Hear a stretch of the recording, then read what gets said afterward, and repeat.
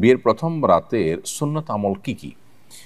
অনেক বর বউ বাসর ঘরে 2 রাকাত নামাজ আদায় করেন, এরকম নানা প্রচলন আছে। কোরআন সুন্নাহ মোতাবেক আমল কি? আমি শীঘ্রই বিয়ে বিয়ে করতে যাচ্ছি, আমার জন্য কল্যাণে দোয়া করবেন। প্রশ্নকর্তা যে হন না কেন, আপনার জন্য আমরা দোয়া করি। আল্লাহ তাআলা আপনাকে দাম্পত্য জীবনের সুখ এবং প্রশান্তি দান করুন এবং আল্লাহর বাধ্যগত এবং অনুগত থেকে দাম্পত্য জীবনে উভয়ে মিলেমিশে চলার তৌফিক আল্লাহ আপনাদেরকে দান করুন।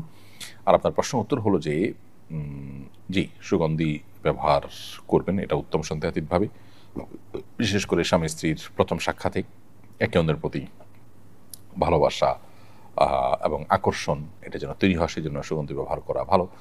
আবার একই সাথে স্ত্রীর মাথার অগ্রভাগে হাত রেখে একটা দোয়া পড়া, আল্লাহুম্মা ইন্নী আসআলুকা খায়রাহা ওয়া খায়রা মা ফিহা ওয়া আউযু বিকা মিন শাররিহা ওয়া শাররি মা ফিহা। আল্লাহ, আমার স্ত্রীর মধ্যে যত কল্যাণ আছে, যাবতীয় কল্যাণ, এটা আপনার কাছে আমি চাই।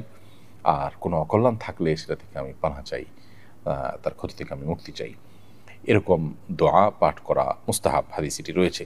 এর বাইরেও স্বামী স্ত্রী উভয়ে দাঁড়িয়ে 2 রাকাত নফল নামাজ আদায় করা বাসর রাতে, সেটাও মুস্তাহাব। অনেক উলামা ইকরাম সেটি করতে আমাদেরকে পরামর্শ দিয়েছেন বিভিন্ন বর্ণনার আলোকে। সো এই কাজগুলো আপনি করতে পারেন এবং আল্লাহ তাআলার কাছে সাধারণ এবং কমন যে দোয়া আছে, সেই দোয়াগুলো তো আমরা অনবরত নেককার স্বামী নেককার স্ত্রী পাওয়ার জন্য, যেমন সূরা ফুরকান ৭৪ নম্বর আয়াত, রব্বানা হাব লানা মিন আজওয়াজিনা ওয়া যুররিয়্যাতিনা কুররাতা আয়ুন ওয়াজআলনা লিল মুত্তাকিনা ইমামা, এই জাতীয় দোয়াগুলো আমরা করব ইনশাআল্লাহ তাআলা। রবিউল আউয়াল মাস উপলক্ষে প্রতি বছর বাইতুল মুকাররমে ইসলামী বইমেলা অনুষ্ঠিত হয়। এবছর এটিকে জাতীয় পর্যায়ে সীমাবদ্ধ না রেখে আন্তর্জাতিক রূপ দেওয়া হয়েছে। আন্তর্জাতিক ইসলামী বইমেলায় বিদেশি প্রকাশনীগুলো যোগ দিতে পারছে। বইমেলা নিয়ে আপনার প্রত্যাশা কি? প্রতি বছর আপনি বইমেলা পরিদর্শন করে থাকেন, এবারও যাচ্ছেন কিনা জানাবেন। ধন্যবাদ প্রিয় দর্শক। প্রথম কথা হলো যে বাইতুল মুকাররমে যে রবিউল আউয়াল মাসকে কেন্দ্র করে বইমেলা হয়ে থাকে, সেটার যে আন্তর্জাতিকীকরণ, সেটা সন্দেহাতীতভাবে একটি ভালো উদ্যোগ এবং এর ফলে বিভিন্ন দেশে বিভিন্ন ভাষায় ইসলামিক যে সমস্ত বই পুস্তক আছে, সেগুলো আমাদের দেশের পাঠকরা পড়ার এবং কেনার সুযোগ পাবেন।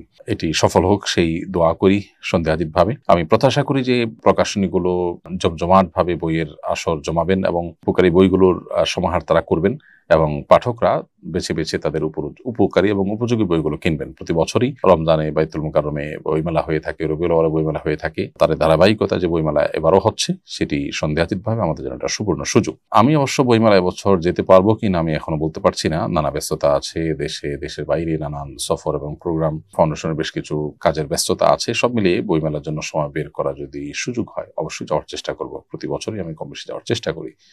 আল্লাহ তাআলা আমাদেরকে বই দ্বারায় আমাদের জ্ঞানের আলোকে আরো বেশি বৃদ্ধি করার, আলোকিত করার তৌফিক দান করুন। যখনই আমি আল্লাহ শব্দ উচ্চারণ করি কিংবা শুনি, অটোমেটিক আমার কল্পনায় চলে আসে আল্লাহর ইয়া বড় হাত, চোখ, মুখ, বিশালাকার দেহ ইত্যাদি। এ থেকে আমার আমার ইমানের কোনো ক্ষতি হবে? আমার করণীয় কি? প্রথম কথা হলো যে অনিচ্ছাকৃতভাবে আপনার মনে যে চিন্তা চলে আসে, এর ফলে ইমান মৌলিকভাবে ক্ষতিগ্রস্ত হয় না। কিন্তু আপনি ইচ্ছাকৃতভাবে এরকম চিন্তা এবং কল্পনার চেষ্টা করবেন না, বা এরকম কল্পনা মনে আসলে সেটাকে আপনি অনেক সময় ধরে লালন পালন করার চেষ্টা করবেন না, বরং অন্তরকে আপনি অন্যদিকে নিয়ে যাবেন এবং শয়তান আপনার মধ্যে এই ধরনের ওয়াসওয়াসা তৈরি করছে, এটা আপনি বোঝার চেষ্টা করবেন, কল্পনার চেষ্টা করবেন, ভাবার চেষ্টা করবেন এবং সাথে শয়তান থেকে পানা চাইবেন। আউযু বিল্লাহি মিনাশ শাইতানির রাজিম। শয়তান বাম দিক থেকে মানুষকে সাধারণত ধোঁকা দিয়ে থাকে, জাতীয় কুমন্ত্রণাগুলো দিয়ে থাকে। প্রতীকী থুতু 3বার জাস্ট থুতু থু এরকম বলে আপনি বাম দিকে 3বার প্রতীকে থুতু নিক্ষেপ করবেন, যে শুয়ের আগার মধ্যে থুতু বের হতে পারে। এর বাইরে আপনি লা হাওলা ওয়ালা কুওয়াতা ইল্লা বিল্লাহিল আলিয়্যিল আযীম পড়বেন, আল্লাহর কাছে পানা চাইবেন। এরপরও আপনার মনে যদি এটা আসে, তাহলে আপনার কোনো গুনাহ হবে না, কারণ আপনি ইচ্ছাকৃত এটাকে আনছেন না এবং প্রতিপালন করছেন না। আল্লাহ রাব্বুল আলামিন কোনো সৃষ্টির সাথে সাদৃশ্যপূর্ণ নন। অতএব কোনো সৃষ্টির সাথে আল্লাহকে কল্পনা করা ইচ্ছাকৃতভাবে করা অনুচিত, আর অনুচিতভাবে মনে চলে আসে সেটাকে ধরে রাখা অনুচিত। বরং আমরা অন্য চিন্তা করবো এবং শয়তান থেকে আল্লাহর কাছে পানা চাইব। অনেকের ওয়াসওয়াসার রোগ আছে, যে তিনি এই চিন্তা থেকে বের হয়ে আসতে পারছেন না, সারাক্ষণ তার মনে এটাই ঘুরে ফিরে আসে। তাহলে সেক্ষেত্রে তিনি ওয়াসওয়াসা রিলেটেড যে রুকিয়া আছে, সেই রুকিয়ার অডিওগুলো শুনতে পারেন, কোরআন কারীমের তেলাওয়াত শুনতে পারেন এবং দোয়া করতে পারেন এবং রাকিদের শরণাপন্ন হতে পারেন। আল্লাহ তাআলা আপনার সমস্যার সমাধান করে আমরা দোয়া করি। মৃত্যুর কোনো পূর্ব লক্ষণ আছে কিনা? উত্তর হলো মৃত্যুর কোনো নিশ্চিত লক্ষণ নেই যেটা দেখে মনে করা যায় লোকটা মারা যাবে।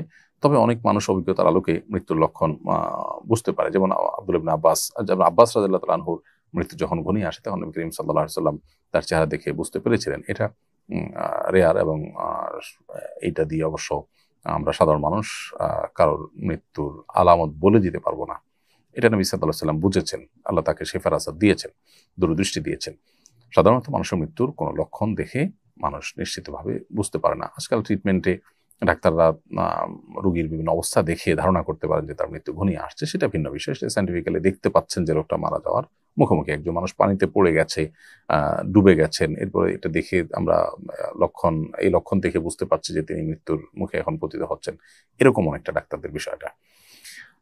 তবে কোনো ধরনের পূর্ব লক্ষণ ছাড়াই হঠাৎ করে মানুষ মারা যাওয়ার নজির আমাদের সামনে অনেক আছে। বিধায় মৃত্যু কখন আসবে আমি লক্ষণ দেখে বুঝবো, এর জন্য অপেক্ষা না করে আমাদের সবসময় মৃত্যুর জন্য প্রস্তুত থাকা উচিত। বাবা ছেলে একসাথে ব্যবসা করে জমি কিনেছে, এখন এই জমির মালিক কে হবে? বাবা বলেছে আমি জীবিত থাকা অবস্থায় ছেলে মালিক নয়, আর এদিকে বাবা তার ইচ্ছামতো 1 কাঠা জমি বিক্রিও করে দিচ্ছেন। বনফার জানান, বাবা এবং সন্তান যদি একসাথে যৌথ কোনো ব্যবসা করেন, তাহলে সেক্ষেত্রে তারা বাবা সন্তান একই পরিবারের মানুষ হওয়া সত্ত্বেও তাদের যে আর্থিক লেনদেনের ক্ষেত্রে চুক্তি হয়েছে, সেই চুক্তি তাদেরকে রক্ষা করে চলতে হবে। অর্থাৎ ব্যবসায়িক চুক্তি অনুযায়ী বাবা এবং সন্তান উভয়কে কিন্তু কাজ করতে হবে।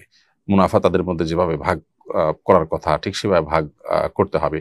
বাবা হয়েছেন দেখে আপনি সব নিয়ে যাবেন, তাহলে চুক্তি করার মানে কি? আল মুমিনুনা আলা শুরুতিহিম, নবী সাল্লাল্লাহু আলাইহি ওয়াসাল্লাম বলেছেন, ঈমানদাররা তাদের শর্ত, তাদের চুক্তি এগুলোর উপরে তাদেরকে প্রতিষ্ঠিত থাকতে হবে।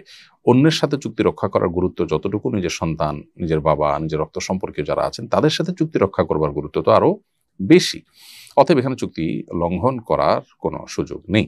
আর যদি চুক্তি না হয়, বরং ছেলে বাবার সহযোগী হিসাবে কাজ করেছেন, বাবারই সব টাকা পয়সা এবং কোনো ছেলেকে কোনো মুনাফা দেওয়ার কোনো ওরকম কোনো শর্ত দেওয়া হয়নি, তাহলে সেক্ষেত্রে বাবাই মুনাফার মালিক হবেন। এবং সেক্ষেত্রে সন্তান বাবার সাথে যে সহযোগিতা করেছেন সেটা যদি আপনার অন্য সন্তান না করে সন্তান করে, তাহলে বাবা তার প্রতি এহসান করতে হবে। কিন্তু এর মানে এই না যে নির্দিষ্ট কোনো হিস্সা বা 50% সন্তান অটোমেটিক দাবি করবে। এই জন্য বিষয়টা কি ঘটেছে, চুক্তি হয়েছে কিনা, চুক্তিতে কি ছিল, সেটার উপর অনেকখানি নির্ভর করবে।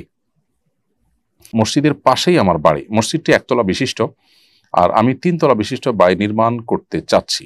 এলাকাবাসী বলছেন মসজিদ নিচে থাকলে পুরো এলাকাবাসী গুনাহগার হবে, তাই তারা আমাকে বাড়ি নির্মাণ করতে দিচ্ছে না। যদি করি তাহলে আগে মসজিদ দোতলা করে দিতে হবে। শরীয়ত কি এমনটি বলে? জানাবেন প্লিজ। সুবহানাল্লাহ। এলাকাবাসী যেটি বলছেন সেটি খুবই অন্যায্য কথা, অন্যায় কথা। মসজিদের সম্মানের অজুহাতে কারোর অধিকার নষ্ট করা, কেউ নিজের জায়গায় ঘর তুলবেন, 2 তলা কিংবা 3 তলা করবেন, এটা সম্পূর্ণই তার এখতিয়ার। মসজিদের সম্মান রক্ষার নাম করে একজন মুসলিমকে বা একজন মানুষকে তার অধিকার থেকে বঞ্চিত রাখবার এখতিয়ার বা অধিকার ইসলাম কাউকে দেয়নি। যারা এই কাজটি করছেন তারা পরিষ্কারভাবে অন্যায় লিপ্ত, তারা অপরাধী লিপ্ত, তারা জুলুম করছেন। আমি তাদেরকে অনুরোধ করব তাদের তওবা করার জন্য এবং ফিরে আসার জন্য। তারা হয়তো সৎ উদ্দেশ্যে এটি করছেন, কিন্তু পদ্ধতিটা সন্দেহাতীতভাবে গলত এবং ভুল। কোরআন এবং হাদিসের কোথাও বলা হয়নি যে মসজিদের আশেপাশে মসজিদের চাইতে উঁচু কোনো ভবন হতে পারবে না। আপনারা মক্কা এবং মদিনাতে হারামাইনের বহুতল বিশিষ্ট ভবন দেখেন আশেপাশে, পৃথিবীর কোনো উলামা ইকরাম সেটা নিয়ে কোনো প্রশ্ন তোলেননি যে এটা জায়েজ হবে কিনা, এটা কাবার প্রতি বা মসজিদের প্রতি অসম্মান কিনা। কারণ মসজিদ অনেক উঁচু করার নিড নেই, প্রয়োজন নেই। সেখানে মানুষ শুধু সালাত আদায় করে, কিন্তু বাসা বাড়িতে, হোটেলে, আশেপাশে যখন মানুষ বসবাস করে সেখানে মানুষের অনেক কিছুর প্রয়োজন হয় তার জীবন কাটাবার জন্য। বিধায় সেখানে তার কিচেন, তার ওয়াশরুম, তার বেডরুম, তার বসার রুম, অনেক কিছু লাগে। বিধায় মসজিদের সমানই হইতে হবে আশপাশের সব বাসা বাড়ি, এটা মোটেও আবশ্যক কোনো বিষয় নয়। বিধায় কোরআন হাদিসে যেহেতু এরকম কোনো বাধ্যবাধকতা দেয়নি এবং এটাকে মসজিদের আশপাশে মসজিদের চাইতে উঁচু দালান হলে মসজিদের প্রতি অসম্মান হবে এরকম কোনো কথা বলেও নি।